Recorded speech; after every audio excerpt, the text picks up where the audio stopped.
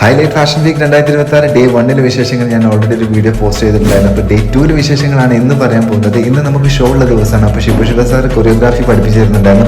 ഓരോ സീക്വൻസ് മറന്നു പോകാതിരിക്കാൻ അപ്പോൾ തന്നെ മൊബൈലിൽ മാർക്ക് ചെയ്ത് വെക്കുന്നുണ്ടായിരുന്നു. വൈകുന്നേരം ആയപ്പോൾ ഞാൻ ഹെയർ സെറ്റ് ചെയ്യാൻ ടോണിയൻ കയ്യിൽ പോയിട്ടുണ്ടായിരുന്നു. അത്യാവശ്യം നന്നായിട്ട് തന്നെ അവർ ഹെയർ സെറ്റ് ചെയ്തിട്ടുണ്ടായിരുന്നു.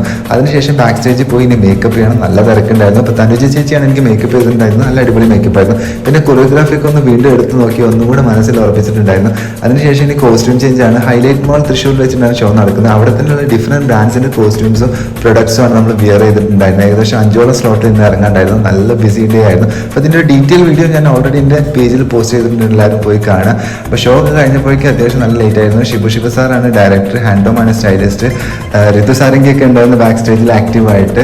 അപ്പോൾ അതിനുശേഷം നമ്മൾ വിശപ്പിൻ്റെ വീഡിയോ വന്നപ്പോൾ താഴെയുള്ള ഫുഡ് കോർട്ട് പോയി കുറച്ച് ഫുഡൊക്കെ കഴിച്ചിട്ടുണ്ടായിരുന്നു. അപ്പോൾ അത്രയുള്ള വീഡിയോ ആദ്യമായിട്ട് കാണുന്നത് സബ്സ്ക്രൈബ് ചെയ്ത് സപ്പോർട്ട് ചെയ്യുക. വീണ്ടും മറ്റൊരു വീഡിയോ ആയിട്ട് കാണാം. അതുവരേക്കും ബൈ.